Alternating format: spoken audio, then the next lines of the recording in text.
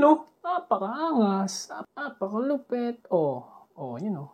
I-unbox na natin itong IES 5D Flexible LED DRL. So, dito sa box, included sa kanya is LED na daytime running lights, shroud plus 30cm daytime running lights, RGB, 2.5 inches. So, let's go.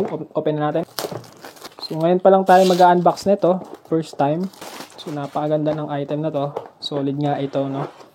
Dalawa. So, AES with shroud na yan, guys, no? Check natin yung isa. So, meron lang siyang isang module. Then, 30cm na daytime running lights. So, yung module niya, andito. So, itong module na to ay merong iba't ibang modes. Premium modes yan. Merong ibang modes yan, no? Napakaganda. Premium. Ito naman yung ating DRL. So, AES po yung brand yan. So, ayan siya, oh. Napakaganda. So, mamaya pag-connect natin yan, no? Pakita ko sa inyo. Meron nga ang ibang mode. Ayan, katulad yan, di ba? So, ibang mode din yan. Ibang mode yan.